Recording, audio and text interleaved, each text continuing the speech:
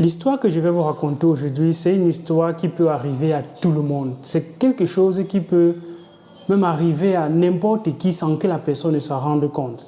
Il y a des événements qu'on pense toujours avoir le contrôle, alors que certaines choses échappent de notre contrôle et ça arrive comme ça, même sans qu'on ne sache et qu'on ne se pose même pas les questions, on n'imagine même pas au plus profond de nous que ce sont des choses qui peuvent nous arriver.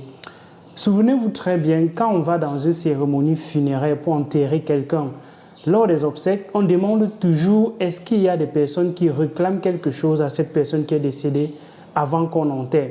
La raison généralement, c'est pour que du vivant, en fait, avant que la personne ne soit enterrée, qu'on puisse au moins savoir ce que les personnes, les autres réclament à cette personne. S'il a des dettes, s'il a des impayés, s'il y a des gens qui lui doivent de l'argent, un bon nombre de choses avant d'enterrer la personne. Et parfois, ce qui arrive à cet instant-là est incroyable. Il y a plusieurs personnes qui sortent de par-ci, de par-là pour réclamer certaines choses et on peut se demander, mais cette personne qui avait une vie aussi médiocre, comment est-ce qu'elle faisait pour contacter autant de dettes? Parfois, généralement, ce sont les dettes qui font le plus, qui font le plus mal. Une personne qui avait une vie assez modeste se retrouve en train d'avoir les dettes par-ci, les dettes par-là, et on se demande mais à quel moment donné la personne a contacté ce genre de dettes. Je vais vous raconter aujourd'hui une histoire de ma mère, ce par quoi elle est en train de traverser, et j'ai besoin de votre avis derrière. J'ai besoin de savoir ce que vous pensez de cela et comment est-ce qu'on peut résoudre ce genre de problème. Et s'il y a des personnes qui peuvent clairement interagir pour qu'on puisse intervenir, pour qu'on puisse trouver une solution à ça, je serais vraiment ravi. Donc, reste jusqu'à la fin de cette vidéo.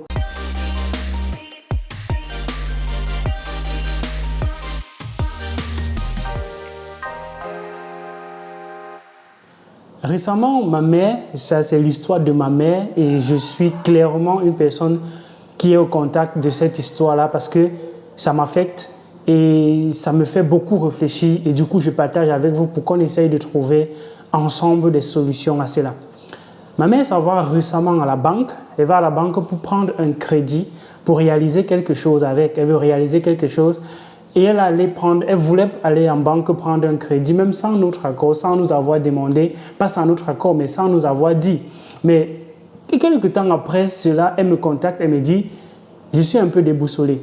Je ne comprends pas comment c'est possible parce que même à l'instant, je manque la force de te parler de cela parce que je ne sais pas comment est-ce que cela est possible. » Quand je suis arrivé à la banque pour prendre le crédit, ce qu'on m'a fait comprendre, c'est que j'ai une dette dans une autre banque. Ils ont fait les fouilles parce que les banques, il faut comprendre que les banques sont en collaboration. Elles collaborent avec d'autres banques si dans l'instant où vous voulez prendre le crédit pour savoir si vous êtes une personne crédible, si vous avez déjà le crédit ailleurs et si vous remboursez, ainsi de suite. Donc, ils collaborent d'une certaine façon pour voir quelle est ta crédibilité. Et dans d'autres pays, on appelle ça le score. On donne des scores à des personnes sur la base d'un certain nombre d'éléments. Si tu payes régulièrement ton truc, on va donc avoir une note qu'on va t'attribuer et cette note-là sera visible dans le système de façon entière.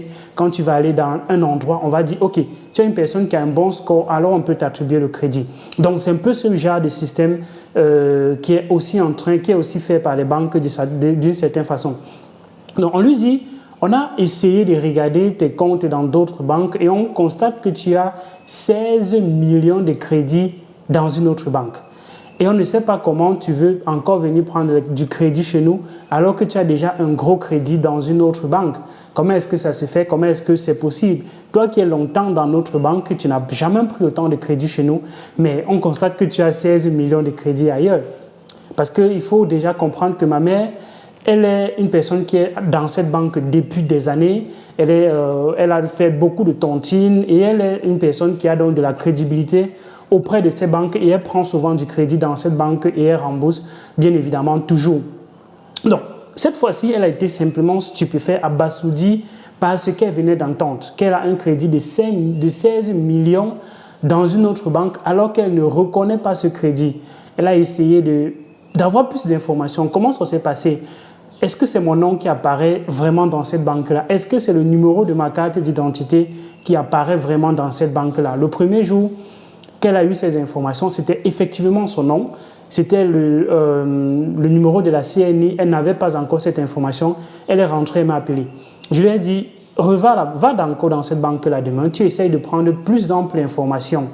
Et qu'elle est allée le lendemain, elle se rend compte qu'effectivement, le crédit a été pris avec sa CNI alors qu'elle n'était pas dans cette banque-là. Elle ne reconnaît pas avoir pris un crédit quelque part. Et du coup, on peut bien se poser la question, quand elle essaye de comparer un peu les informations qu'il y a dans cette liste, dans ce relevé, et c'est qu'elle s'est dit, ok, le crédit a été contacté dans ces banques au mois de mars. Mais au mois de mars, j'avais une nouvelle carte d'identité. Et sur la nouvelle carte d'identité, il y avait le nom de mon époux. Donc le nom de mon époux, parce que pour ceux qui ne savent pas, quand on est du côté du Cameroun, quand tu épouses quelqu'un et que tu fais ta CNI, on a la possibilité d'ajouter le nom de ton mari dans ta CNI. Et ça devient maintenant ton nom. Donc on va voir telle épouse tant, ainsi de suite. Et ça apparaît dans la CNI. Donc, quand elle regarde donc l'information qui apparaît dans cette banque qui a contacté le crédit au mois de mars, il n'y a pas le nom de l'époux, de son époux, dans le nom qui est dans la banque. Or, à cet instant-là, elle avait déjà une carte d'identité où il y a le nom de son mari, le nom de mon père, clairement sur la carte. Ça veut dire quoi? Elle avait une carte d'identité, la carte d'identité a été perdue. Et elle a donc refait sa carte d'identité et apparemment le numéro de la carte d'identité qui s'affiche avec lequel on a pris le crédit est le numéro de son ancienne carte d'identité. Donc il se pourrait que quelqu'un a pris sa carte d'identité qui a été perdue et est allé dans une autre banque prendre le crédit avec. Et je me demande comment est-ce que c'est possible? Comment c'est possible que quelqu'un puisse ramasser une carte d'identité quelque part, aller dans une banque, créer un compte, jusqu'à prendre un crédit de 16 millions avec ses cartes d'identité. Et c'est en train de lui porter un préjudice aujourd'hui parce qu'elle ne peut donc plus prendre le crédit dans cette nouvelle banque vu qu'on l'accuse d'avoir fait un autre crédit ailleurs. Et apparemment, quand il y a de très gros crédits, les banques essayent un peu de minimiser cela en se disant « Ok, tout peut arriver » et alors on ne voudrait pas se retrouver en situation où on ne soit dans l'impossibilité de recouvrir nos fonds. Bien que généralement on demande des collatéraux, des garanties pour pouvoir quand même se rassurer que oui, tu peux derrière payer.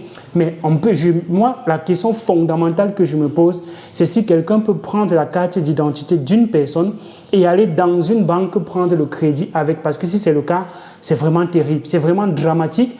Alors tu peux comme ça rester et tu as un crédit quelque part sans que tu ne saches. Pour ceux qui ont déjà les cartes d'identité perdues, est-ce qu'ils peuvent justement subir ce genre de choses? Ou quelqu'un a peut-être récupéré ta carte d'identité dans un taxi, dans une agence de voyage que tu as oublié quelque part ou dans la rue et aller dans une microfinance quelque part, déposer cette carte, utiliser ces cartes de crédit, ces cartes d'identité pour prendre le crédit. Ça m'interroge réellement, je m'interroge réellement là-dessus. Mais je lui ai dit, ne panique pas tout simplement. Pourquoi? Parce que une banque, logiquement dans son processus de fonctionnement, comme dans les finances décentralisées et ainsi de suite, pour prendre un crédit, il faudrait déposer un collatéral.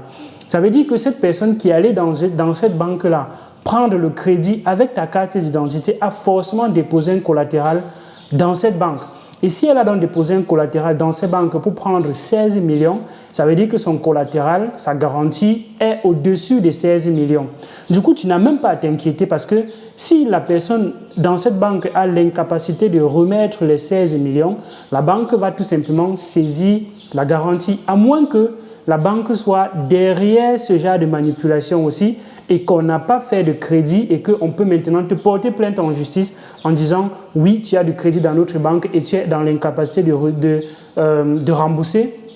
Et du coup, il faudrait que tu rembourses. Mais dans ce cas, ça veut dire que la banque est mafieuse. Dans ce cas, la banque serait mafieuse parce qu'elle a donc un complot avec les personnes pour venir créer des comptes fictifs dans cette banque-là et comme ça déposséder les uns et les autres de leur avoir. Donc, c'est une affaire qui est en train de me faire réfléchir profondément et je veux savoir votre avis là derrière.